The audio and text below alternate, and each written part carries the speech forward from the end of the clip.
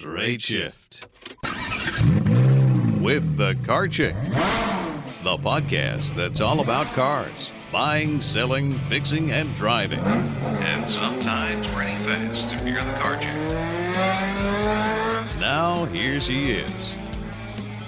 Hey everyone, welcome to the Straight Shift. We are on the last day of the decade. Tomorrow is going to be 2020. Can you believe the year has gone by so fast? So what I wanted to do for the last episode of the year is go over 7 things that your car really wishes you knew because it may be costing you money and possibly pissing off your car.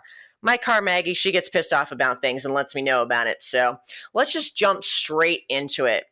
Number 1 thing that could be costing you money is too many keys on your keychain. Are you one of those people that has a keychain that has like 100 keys on it and you don't even know what half of them are for, but you're kind of afraid to take them off because you don't know what they're for and you might need them someday? Well, that heavy keychain could actually be damaging your car. If you have a car where you still actually have to stick the key into the ignition, pretty much all my cars are still that way. I don't have any cars that have the new keyless ignition like the new ones do. All my cars are older. But if your keychain has a whole bunch of keys on it, it's heavy. You may think, okay, it's, kind of heavy. It's not so bad. But it doesn't take that much weight to damage the ignition switch. You stick your key in there into the ignition and the weight of it pulling it down, I have seen it break ignition switches in cars or wear it out faster over time. And those ignition switches are pretty expensive to replace. It can be, $500 to $1,000. And it's a really easy solution. Just take some of those dang keys off your keychain. Now, if you have keys, like my husband has a lot of keys on his keychain. He's got the car key. We keep all of our car keys separate, but on his keychain, he's got his car key, he's got the house key, his parents' house key, and then he's got keys to all the doors at the building where he works, as well as all the keys to his various tool carts. So that kind of adds up. So what he's done is he puts all of the building and tool chest keys on one keychain, and he keeps the car keys separate, but they quick connect together. So he can put them all together when he goes to, put them wherever it is he stores his keys or when he hangs them up on the hooks at home. But when he gets in the car to drive, he disconnects them and only sticks the car key into the ignition, thus preserving the ignition switch. Now, even if you have a car that has the keyless ignition where the key just has to be somewhere in the car for the radio signal to reach the car and it knows, the key's in here so I can drive, those key fobs are very expensive, but they're also pretty delicate. The plastic casing on them is not the most durable. So if you have ever dropped your keys, I probably drop my keys, at least once a week onto the pavement just because I'm naturally graceful. But if you have a lot of keys on your keychain, and again, it's heavy, if you drop that on the ground, it's really easy to break that really expensive key fob. I dropped mine a while ago. Even though Maggie has to put the key in the ignition, she still has the key fob to unlock, most of the doors now. Some of them aren't working anymore. But that plastic case broke. And for German cars, those things are like $400 or $500 each to replace. So fortunately, we were able to find just a replacement plastic case on eBay and painstakingly disassemble the key fob and move all the electronics over and into the new case to save money. But if you have heavy keys on it, and you drop your keys, it just increases the likelihood that you could break that very expensive key fob. So really simple solution. Keep your car keys separate from the rest of your keys and just put them on a quick connect keychain so that you can store them together. But then when you go to drive the car, you can take them apart or just keep them separate. It's just a little thing that could save you money in the long run.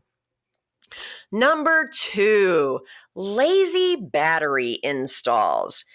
This is the time of year when most people end up needing a new battery because it is winter, and at least places that get fairly cold to very cold, that's the time when your battery is most likely to die.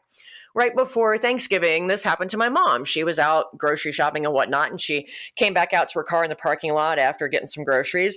And lo and behold, it wouldn't start. Two of the cells inside the battery had just gone kaput. And when the cells inside a battery decide to die, they just die. They don't give you any warning. They're just gone. And next thing you know, your car doesn't start. So she called AAA and they came and rescued her. And of course, they tested her battery. And yep, sure enough, 2 dead cells. So they replaced her battery for her. But the technician did not tighten the hold down bracket that holds your battery in place. The top 2 things that shorten a battery life are vibrations and heat cycling.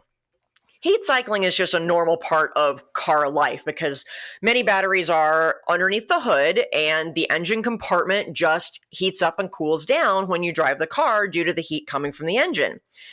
Add to that, in the winter, the outside temperatures are colder, especially up north. Then the temperature variances are greater. So your battery is going from really cold to really hot to really cold to really hot. And each of those heat cycles deteriorates the battery life. This is why batteries in cars up north don't last nearly as long as they do down here in the south, because they just have more extreme heat cycling. But vibration is another thing that can shorten your battery life. And I just so often, especially if you have, a roadside assistance place, change the battery for you, or you go to the parts store and they do that free install for your battery. Those people may or may not be automotive technicians. And even if they are, sometimes they're just not as diligent about doing the job. They're just trying to do it as quickly as possible. And most cases that I personally have seen, they have not tightened down that hold down bracket that holds the battery. And so that causes your battery to just move around a little bit when you're driving. And those vibrations will shorten the battery life. So, of course, when we went out to the garage and looked at my mom's car specifically to check for this after she got her new battery, oh yeah, they didn't tighten it down. The battery was flopping around, and that can also cause some other dangerous situations. So we tightened that down so it was nice and secure. But it happens more often than you think. So if you have to replace your battery this winter, make sure that whoever replaces it has tightened down that hold down bracket so the battery is nice and secure and it is not going to vibrate or move around at all. And make them show you that, because they'll be like, oh yeah, it's fine, I tightened it down. Yeah, right. I would like to see that, or just check it yourself if you know how to do that.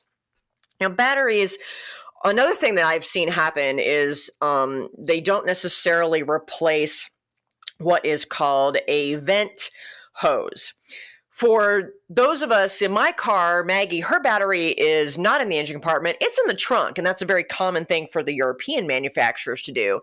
And these days, a lot of SUVs, especially the American brands, the battery will be somewhere in the cabin, like underneath the back seat or underneath the driver's seat. They're hiding these things in all sorts of places to try and distribute the weight. And plus, everything under the engine compartment's gotten more complicated, so you kind of never know where your battery's actually going to be located.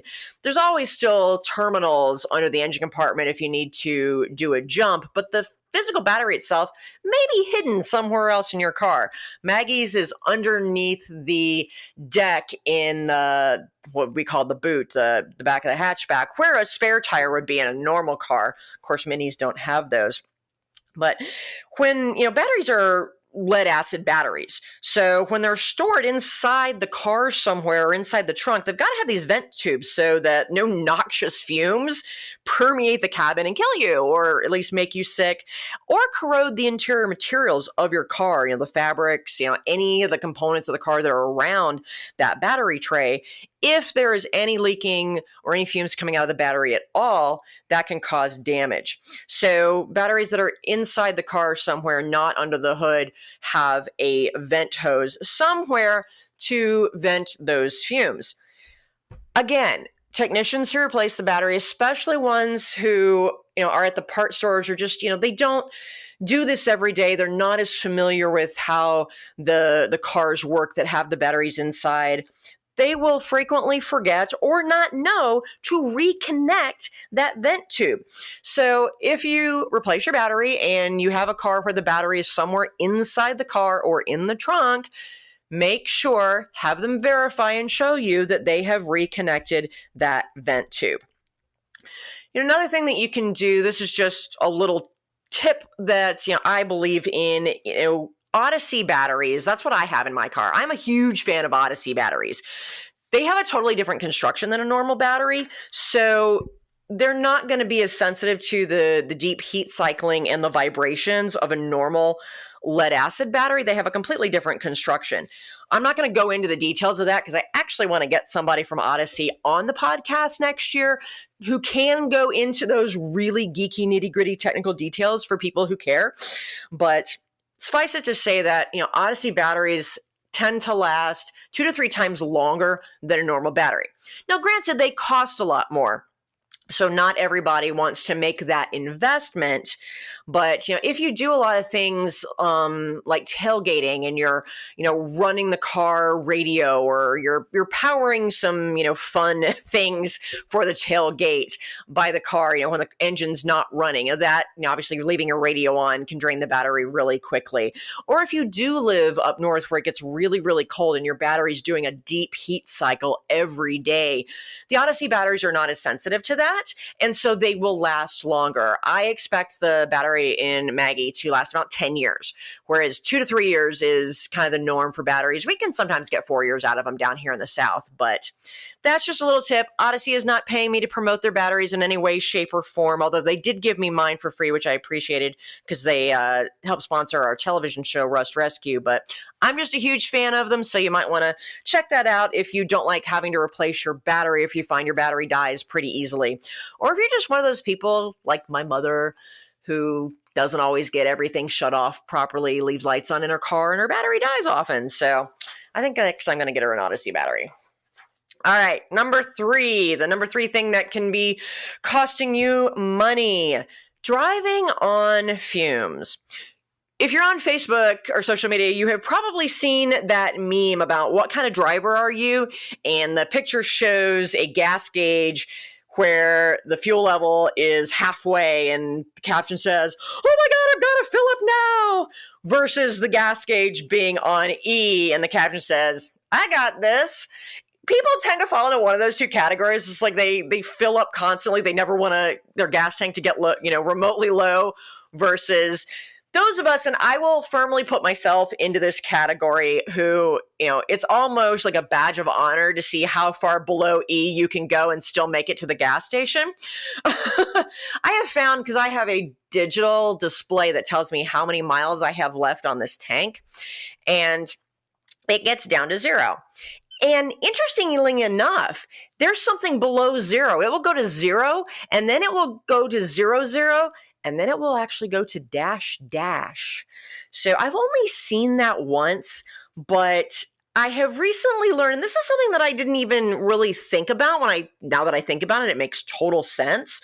But running your car down that low on gas, and you don't even have to be running on fumes, even just below a quarter of a tank consistently can damage your fuel pump and cause you to have to replace it early. And those things, again, are expensive. So, here's how that works. The fuel pump, the gas in your car acts as both a lubricant and a coolant for the internal structure of your fuel pump.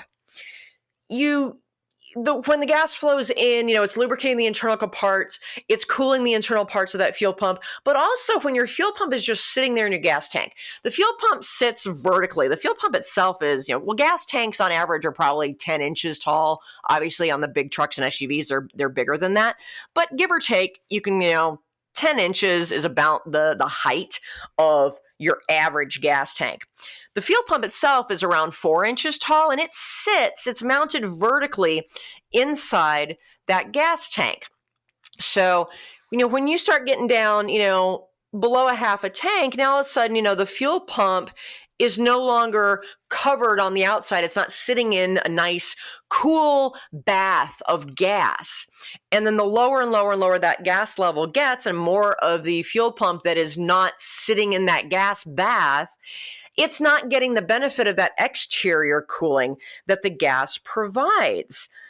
And you think, oh, that's not a big deal, but it actually can be. So, especially when, you're dealing with extreme hot temperatures. So those of you who are like me and have a tendency to, run on fumes a lot, you're actually damaging your fuel pump. And so one of my New Year's resolutions this year is to quit doing that. And when I get to a quarter of a tank, I'm going to go ahead and fill up. I'm not going to let it get down, to that zero mark. It used to be just kind of a challenge for me. It's like, ooh, I wonder how far I can go. Can I coast? Can I draft behind somebody else? I've literally drafted behind a garbage truck on the freeway to be able to make it to an exit ramp where there was a gas station.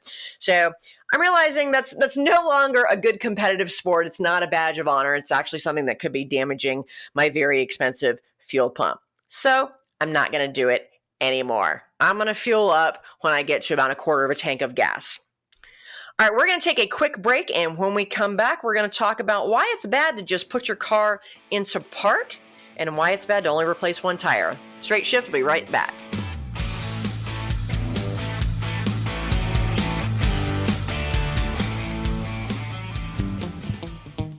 Do you hate car shopping? Do you worry about being taken advantage of or about finding the right car at a great price? Buying a car can be a frustrating and time-consuming experience. But what if you could get a great deal without having to do a ton of research, without having to haggle, and without the fear of buying a lemon? You can. As your personal car shopper, the Car Chick will help you pick the perfect car based on your unique lifestyle, budget, and personality. She'll handle all of the legwork and negotiating for you. All you have to do is sign the papers and take the keys. It's that easy. To learn how the Car Chick can save you time, money, and hassle on your next car purchase, give us a call at 704-248-8706. That's 704-248-8706. Or visit us on the web at thecarchick.com. Ah, the Car Chick is back for more Straight Shift.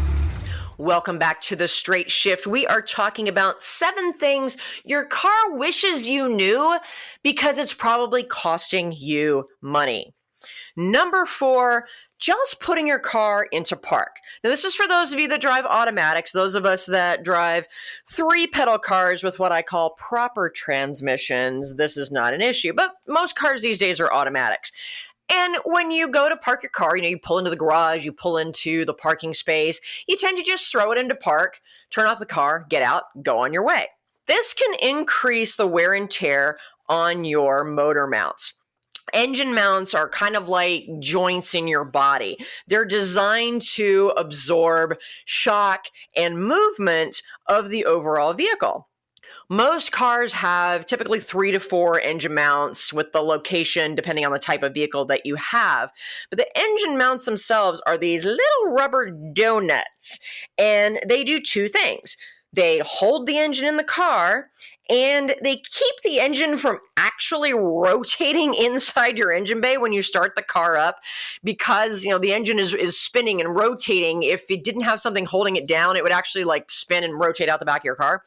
So the engine mounts do those 2 things. And for the most part, obviously, depending on manufacturer, in a front-wheel drive car, you have 2 different types of mounts. You have the hanging mounts, and those are the ones that hold the engine in place. And then you have torque mounts, and those actually keep the engine from rotating when it starts up. In a rear-wheel drive car, you typically just have 1 mount that has to do both jobs. And all-wheel drive cars, it's a free-for-all. Totally depends on the manufacturer. But again, these mounts are designed, they absorb movement, they handle the jostling, they handle the shifting of the weight of the car on the engine while you're driving. This is why in racing, that weight shifting of the car is so extreme and all that movement is extreme with racing, we wear out motor mounts really fast. But average driving, it's amazing how much your car weight does shift around. So those engine mounts are critically important.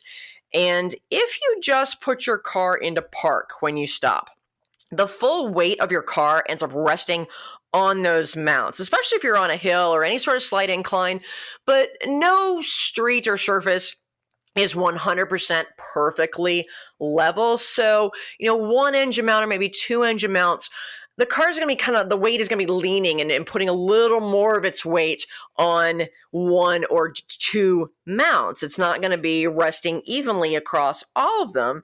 And so that kind of leaning on that one or two mounts is going to cause that mount to wear out faster. Because like I said, it's just a little rubber donut. And we're really expecting a lot out of little rubber donuts.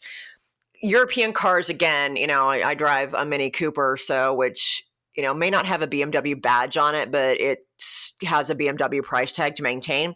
I've got hydraulic engine mounts that have fluid inside them, and, they're supposed to be, much better at doing what they do. But honestly, they're just more expensive to replace, and they break just as easily as the little rubber ones. But what you really want to do to prevent this, and this is just a habit that you have to decide you want to get into, is when you bring your car to a stop, instead of just throwing it in park, you put the car into neutral. Then you apply the parking brake. Hey, that's what it's for. It's called a parking brake. It's designed for parking, and it's not just to hold the car when you're parking on extreme hills. You really should do it all the time, because when you apply that parking brake, now you've got the parking brake doing its job, and it's holding the weight of the car. So now your engine mounts are only supporting the weight of the engine, which is their job. It's what they're designed to do, and that will reduce the wear and tear on them. This is just as important, and sometimes more important, in smaller cars, because the smaller the car, for example, I'm going to use my mom's Corolla again, those mounts are really tight. Those are really small. They're like mini rubber donuts. They're not even full-size donuts. You get into the big trucks and they look a little more like bagels. But the smaller those little rubber mounts, the more you're asking, this little weak mount to do. So even if you have a small car, it's just as important to put it in neutral, apply the parking brake, then you can put it in park, and now you can get off. It's, a couple little extra steps, but motor mounts, again, are expensive to replace. So if you plan to keep your car for a long time and you're trying to minimize the cost of maintaining that car and the cost of keeping it going for, 100, 200, even 300,000 miles, these are the little things that do make a difference and add up over time. Now, some cars these days have these new electronic parking brakes, and a lot of those engage automatically when you put the car into park. So the car is now smart enough to say, oh, we're going into park. Okay, I'm going to go into neutral first, put the parking brake on, and then go into park. And it doesn't even tell you it's doing that. So if you don't know if you have a car that does that, RTFM. Read the frickin' manual to learn how your car works, and make sure also that the parking and brake is properly engaged. It makes me nervous, all the new transmissions with the electric parking brake, and you're not actually taking any sort of handle and moving it into park. You're just pushing a button and relying on the car to know what it's supposed to do when you push that button. There have been some problems with those. That's how the young actor who played Chekhov in the new Star Trek movies was killed by his own Jeep Grand Cherokee, because he put it in park. He thought he put it in park. He thought it was in park. It was not in park. It hadn't fully engaged, and he didn't know it, and it rolled back down his driveway while he was checking his mail, and it squished him between his big stone mailbox and killed him. So they're working on resolving all those problems at Chrysler. There's recalls on it. But if you have one of those vehicles that has the electric parking brake and even the fully kind of electric transmission, just be sure you understand how it works and be very careful to make sure that it really is in park. But this can help save your engine mounts, and again, save you some moolah in the long run. Number 5, turning your car off without first shutting off all the accessories. And this is something that used to be preached a lot more. I remember my dad always taught me, okay, before you turn the car off, turn off the radio, turn off the air conditioner, turn off the fan, pretty much turn off everything in the car that you could. Of course, back then there weren't as many things to turn off, but it's especially important to turn off the fan for the HVAC system, because when you start the car up, it makes the battery work a heck of a lot harder. Typically when you turn the car off, you These are for cars that you actually, turn the key in them. These are becoming more and more rare, but there's still millions and millions of them out there. So, remember when you turn the key, there's a couple different positions. There's that sort of on, and then there's the accessories that says, okay, I can run my radio, I can run the fan, I can run the AC, but the engine's not started yet. And that's typically the one that we'll turn on if we're parked and we just want to sit and listen to the radio, and we still want the AC to be on, but we don't want the engine running. Well, when you turn it into that position, it pulls power from the battery before the starter does. So even if you're not just sitting there in that position listening to the radio with the car off, the whole mechanism of turning the key, it has to go through those steps. And when it hits that accessory position before actually starting the car, all the power is pulling from the battery before the starter does. Then when you go to start the car actually has to turn off all those accessories again so that it can reroute that battery power to the starter. The starter takes the most power from your battery. Hence why if your battery's weak and you go to start your car, the lights might come on, it might bing at you, but then it won't turn over because there's not enough power to power the starter. And so just anytime you're having to turn the accessories on and off and you're routing power from the battery, it's making everything work harder. It's not just making the battery work harder. It is also making, all those accessories work harder. Like, for example, the blower motor for your heat and air conditioning. That motor turns on and off and on and off. That's going to wear it out a little bit faster than if it just had to turn on once. It also makes your alternator work harder. Your car uses more gas. It's, in terms of using more gas, it's probably not enough for you as a private individual to notice. It'll probably cost you a few extra bucks a year on gas. But looking on the aggregate across millions and millions and millions of cars across the entire planet using more and more gas, it actually does add up to a significant amount of fuel. And that's why a lot of your newer cars, they are smarter and they don't they turn all the accessories off first before you start the car. Again, when you have this, push button start and keyless ignition, all the newer, fancier technology, the car's computer is making all these decisions for you. And a lot of them are smart enough to know, hey, okay, I'm going to make sure all the accessories are off before I try to pull power for the starter, because the engineers who built the car know these things and they were smart when they built it. Now, not all the car manufacturers were smart enough, and a lot of the newer cars, they prevent you from turning off all of the accessories because they want all these things to be on for you because it's comfortable and it's convenient, and they want to show you that the car that they built is ready for you to just get in and not think about and drive. It's, it's like magic. A lot of GM cars are like this. And, it's, from a luxury standpoint, that's really very thoughtful. But the result is GM cars tend to blow through batteries faster than a lot of other manufacturers. So, overall, we are trading comfort and convenience for money in the form of having to replace parts sooner. So again, if you're really trying to extend the life of your car and minimize the amount of money that it takes to do that, turn off your radio, your HVAC system, that fan, everything that you can turn it off before you turn the car off. And that's just going to save you a little bit of wear and tear. Number 6, only replacing one tire. And we've all had this happen, right? Especially, here in Charlotte, everything, the city's constantly under construction. We're growing so much. And as a result, we have nails and other crap littering our streets. And literally one of my clients, she just took delivery of her swanky, beautiful new Genesis G80. It's a beautiful car. And literally like the first few days she had it, she already got a flat tire because she lives in a fairly new neighborhood and there was a nail in it and she got a nail in her brand new tire. So very frustrating. But where it gets to costing you money is people that have all-wheel drive vehicles. Subarus or any other vehicle that is truly all-wheel drive. And this is something that I preach to my clients that buy all-wheel drive vehicles. If you have to replace one tire because you ran over a nail or whatnot, you either have to buy that one tire and have it shaved down, actually shave the tread off of your brand new tire so that it matches the same tread depth of your other 3 tires, or you need to buy 4 new tires. Kind of take your pick.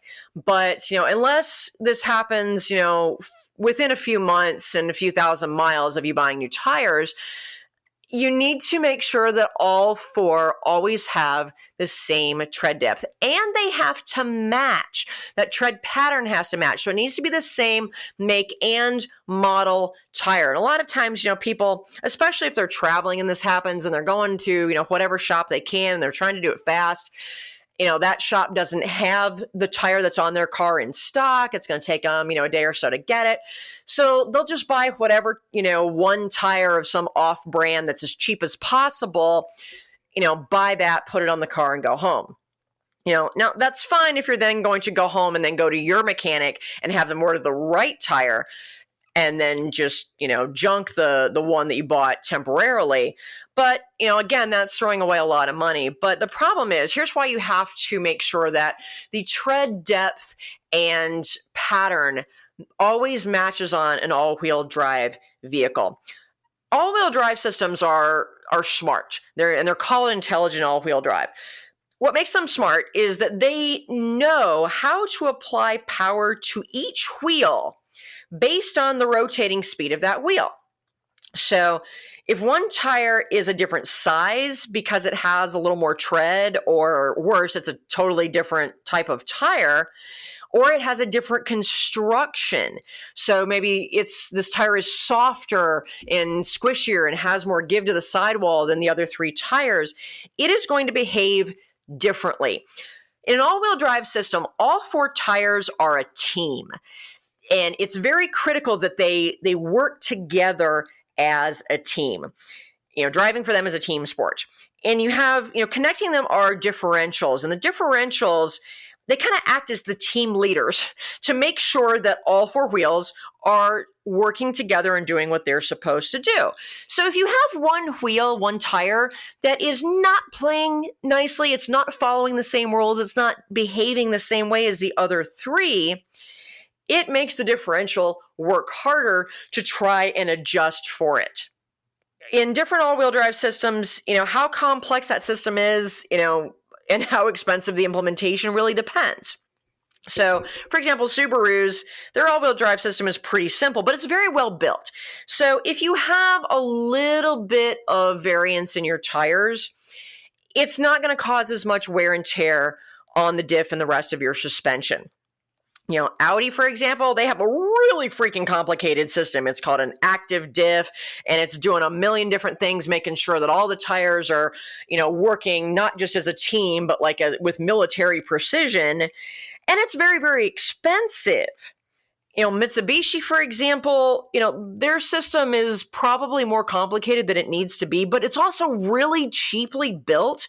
So putting a mismatched tire on an all-wheel drive Mitsubishi can actually all-out break your differential. I have seen it happen. So again, if you have an all-wheel drive vehicle, all 4 tires must match in the make and model so that the construction is the same and the tread patterns are the same, and in tread depth. So if you have to replace one tire, congratulations. You need to replace all 4 tires if you don't want to tear up your differential, which is way more expensive to replace than tires. So that is just one of the increased maintenance costs of having an all-wheel drive vehicle, but it is critically important. And finally, number 7, smoking in your car. Gonna get up on my anti-smoking soapbox for just a minute, because not only is it bad for you, it's bad for everybody else that's in your car, but it's also bad for your car's resale value. Smoker cars typically sell anywhere from $1,000 to several $1,000s less than non-smoker cars. Why? Because only other smokers can stand to be anywhere near that smell. And, if you do smoke, you're you're not as sensitive to that smell. Kind of like those of us who have cats, we're not as sensitive to that cat smell. And so we don't realize that our houses stink a little bit until other people come in who don't have cats. They're like, ooh, what's that smell? So no matter how much you clean it, it's the same thing with your car. If you're a smoker, you don't realize just how bad it smells. And I am very, very sensitive to it because I'm severely allergic to cigarette smoke. So if I walk by a car that anyone's ever smoked in, I can tell. But the smell also, it seeps into all the materials in your car. It seeps into the fabrics, whether it's cloth or leather. It seeps into the headliner. It seeps into the door panels. It can even seep into the plastics, the wood trim. Any of those interior materials have a certain amount of, porousness to them. And there's nothing that truly can get rid of that smell. A lot of dealers, if the smell isn't what they consider too horrendous, they'll do what's called a chemical bomb, when they're detailing it to try and get rid of that smell. And it will cover it up for at least long enough for them typically to sell the car. But then, you get that chemical smell and you're like, what is this weird chemical smell? And why do they have to use so many chemicals to clean this car? If you're buying a used car, that is one red flag that it might have been a smoker car. But all it takes is, a few weeks or the next really hot day, when it gets hot, everything expands. And so all those porous materials in your car will expand slightly and open up. And all those smells that have been soaking into it will be released. And all of a sudden you're like, oh my God, this was a smoker car. So this is why smoker cars have a lower resale value. They also tend to have stains on the headliner, the seats, the steering wheel, where people's, hands with all the nicotine on them, or even the cigarette itself, were sitting on the steering wheel. They frequently have burns because somebody has dropped their cigarette, and if you do that while you're driving, that can also be extremely dangerous because it can scare the crap out of you and cause you to lose control of the car as it's burning your legs. So please, your car hates it when you smoke in it. So please don't. If you're a smoker, hey, 2020, great time to stop, New Year's resolution. But, if you're not going to stop smoking, at least stop smoking in your car because you are absolutely killing its resale value. So folks, I hope these 7 things are helpful to you, especially if you want your car to last a long time with the minimal amount of money invested to do so. Have a safe and happy New Year. If you are going out on the town tonight, please drive safely. Do not drink and drive at all. That's why they have these wonderful things called taxis and Ubers and Lyfts and places where you can crash. So be safe. Happy New Year, and we'll see you in the next decade. The Straight Shift podcast is copyright LeeAnn Shattuck, The Car Chick, 2017. All views expressed by guest and or co-hosts are those of the guest and or co-hosts, and not necessarily those of LeeAnn Shattuck or The Car Chick.